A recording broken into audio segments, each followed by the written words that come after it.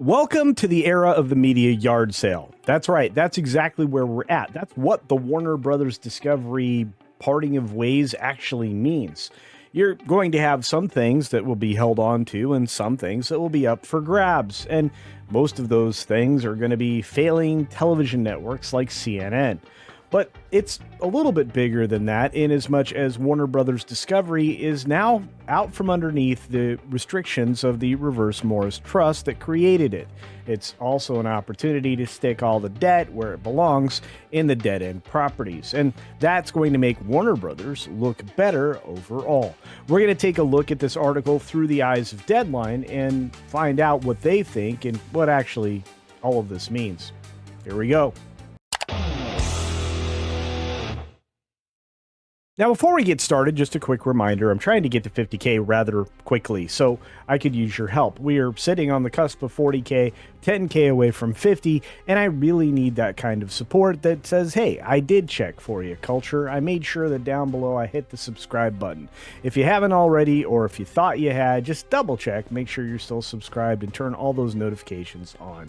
Now, in the comments section below, I want to hear what you think, whether you have some ideas about what's happening behind the scenes, or if you think I'm off base, or whatever it is you have to say. It's an open forum for us to communicate, which I actually value. Now, this story coming to us from Deadline is Warner Brothers Discovery's David Zaslav and Gunnar Wiedenfels breaking down the split that's about to happen. You'll see standalone companies free and clear for M&A, which will allow them to part with things that, well, I'm going to tell you right now, Gunnar is very capable of doing. This is the guy that you look to for cutting costs. This is the guy you look to for managing the purse strings. And it's a good thing he's headed off with a whole cadre of things to get rid of. And that's kind of what, unfortunately, Warner Brothers Discovery became.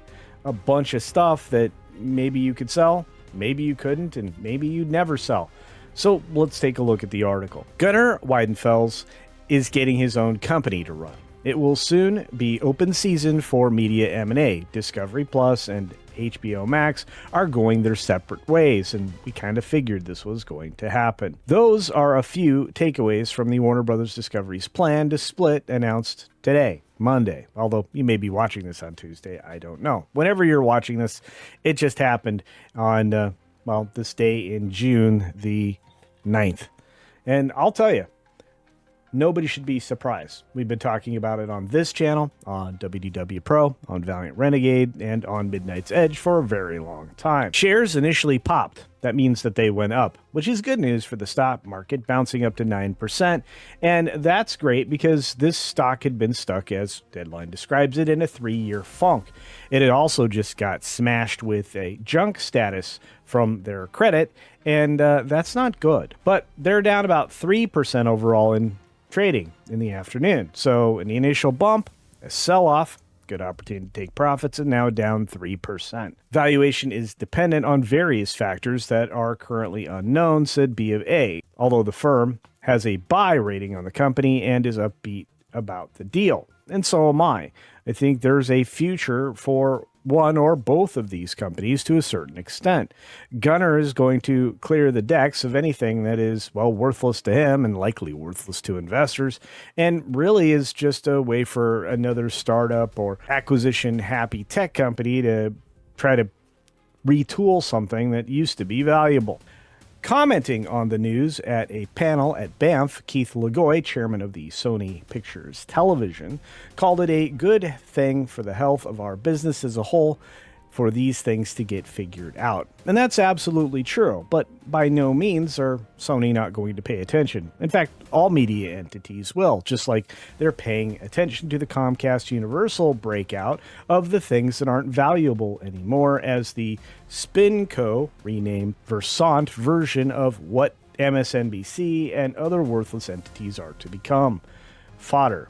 Cannon fodder? Maybe, but maybe M&A fodder. An opportunity to, again, acquire something that maybe nobody else values anymore and trying to make something of it. This is going to be a theme that's going to be continuing over the course of the next 3 to 4 to 5 years. This is the consequences of devaluing something that was successful, cable, television, linear, and digital things like digital on-demand programming, and spinning it into physical media, another opportunity to make money. It seems that when you collapse all of the other 6 or 7 opportunities to strip revenue out of your IP and your content, you end up with very limited options, and that's where we find ourselves. And it's not like people didn't see it coming, because we clearly did. I mean, even Deadline says the Warner Brothers Discovery split is probably happening a little quicker than people thought was going to be the case. Not me. I thought it was going to happen really close to the end of the restrictions from the spinoff from AT&T. I was wrong by 6-8 months, a year, but this is finally happening, and it's a good thing. But now that it's out there, and I think indicative of continuing change, continuing transformation that's going on in our business, everybody's going to say that. And if I were going to pick a captain to try to keep a ship afloat, I think Gunnar Wiedenfels would be the guy that I would pick, because he's good at it. He's shown he's good at it. He can find value, and, well, he can part with value. He understands what is likely to succeed and what won't. And in a new company that's going to be full of a bunch of stuff that hasn't been working, the question is, what can he do to get it working? And if he can't do anything, likely that's going to end up on somebody else's table. Zaslav commented on his former partner in crime's takeover of the new entity, saying, "Now we are focused on the next phase of transformation," he said. First, ticking off steps in a complex integration they say they've achieved in order to get to this point. It includes retooling HBO and expanding it internationally, cutting $5 billion in non-content costs, which I could imagine would be rather easy. That's a lot of bodies that they can ditch, and let me tell you, they need to ditch a lot of bodies over there. Too many cooks and not enough cuisine. They're also going to be imposing some greater discipline on the film studio, which has been doing pretty decently under Michael DeLuca and Pam Abdi, although they almost lost their ability to continue to lead there if it weren't for the success of a few recent things. They really need a win out of Superman, and I have a feeling that somebody is going to get removed if Superman ends up being a flop. And I'm going to continue to have positive thoughts that that's not the case. Just doesn't sound like it. Of course, this is another bold choice. At least that's what the sub-headline says here at Deadline, saying that Zaslav-run Discovery acquired Warner Media from AT&T just more than 3 years ago, a deal that left the combined company with a $40 billion debt, not much of which has been erased if you took a look at the debt total today. It's paid down $19 billion so far. What's left will reside mostly with the cable network company after the split, which means, again, it's leaving it in the pile of dead bodies that they're trying to resuscitate, which is, I guess, Weidenfeld's gig at this point. So let's call him Dr. Frankenstein, shall we? It's safe to assume, according to the quote, that the majority of debt will live with the global networks and a smaller but not insignificant portion with streaming and studios, Weidenfeld said. The precise capital structure has not been set out, but you can rest assured that most of it's going to be on the failing entities and not on things that have a chance of success and shouldn't be anchored down or weighed down by the failure of the whole, which I think is also a good strategy. And before we round out, I just want to point out that the comments are priceless. Only 6 in all at this point in time, and a lot of people asking some interesting questions. Why is Zaslav getting the content studio? He's the cable boy. He's done nothing but run Warner's into the ground since he merged it. Would any media company hire him to run anything today? No way. Send him back to Chip and Joe land. Well, I'll tell you this much. Discovery was on the right track between the cable offerings and their own streaming platform compared to anybody else that was involved. I think he understood the mission and decided to go forward in a fearless way that was very successful. The spin out of Warner Brothers into the new Discovery area should have yielded a better result, but I think it was held up primarily by the fact that there was so much debt here that AT&T kind of passed down. We'll have to see where we find ourselves just another 2 years down the road, with each of these companies having some form of success under two people who kind of know what basic corporate leadership is and understand the mechanics and the functions of media companies as a whole. Terrence says, mess, a whole mess. I couldn't agree more, but this is a mess that's cleaning itself up, and it has two of the correct people to make that happen. Anonymous, another Anonymous, says, I'm not sure either HBO Max or Discovery have enough on their own to warrant paying for two separate streaming services again. So in all likelihood, once this split happens, I'll drop Max, HBO Max, whatever. Well played. Yeah, and I think a lot of people will as well. And yet, you're going to have a 20% holding by the other company in the larger, more successful company, which will help with leverage and for value, which in order for Wiedenfels to maintain value in the new corporation with a bunch of dead weight, he's going to need. Robert comes out and says, so Zaslav has made hundreds of millions at the helm of a company, and now he's just undoing everything he had done, ramming Max, HBO Max, undoing the Discovery merge, etc.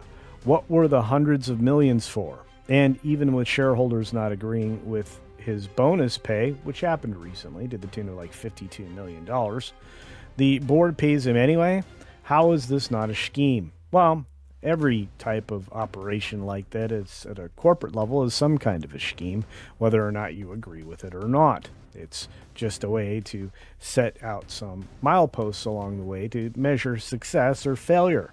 I would say Zaslav has done some things that were very positive, but that the industry as a whole didn't know which way the wind was blowing. So for the headwinds that Zaslav and Wiedenfels were facing under the old company, at least they understand where the squalls are and what the normal wind direction would be as they pivot their boats back to, well, maybe safer shores and get rid of all the dead weight and extra cargo that they don't need. And suffice it to say, each will have their own value and each will find their own way. And finally, the last anonymous comment, a deal that left the combined company with $40 billion in debt. It's paid down $19 billion so far. Respectfully, that's too generous a phrasing. As of March's earning report, Warner Brothers Discovery had almost exactly $38 billion in debt. Their actual pay down is $2 billion. No matter how they try to spin it, what you pay for your credit card bill isn't what you pay down on your debt. It's the interest that matters. And, well, to be fair, I think there's going to be some interest knocked out as these two entities form. And I think JP Morgan is kind of going to be the threshold that it has to cross for it to be successful. Again, go back and read the terms of the deal. I think you'll find a lot of value there. But there's no argument to be made that this is actually a $39 billion debt that just seems to not go away. And I think the majority of which will fall on Wiedenfels' side of the equation. That's not a ledger I myself would want to try to clear. But maybe Jonas J. Campbell could do it. But as for comments, now it's your turn. Look down in the comments section below. Let me know what you think of this breakup of these two entities, and which one do you think will be more successful? I think I've already indicated what I think. Let me know if you think that something will survive of Wiedenfels' side of the ledger. I don't know. I think most of the things that he's going to be hanging on to have some limited value for probably the IP content itself, but for extended value, for the opportunity to broadcast using these things, or even try to keep CNN alive, I just don't know how you would go about doing that, and I don't think you should expend valuable capital trying to make it happen, but that's just my opinion.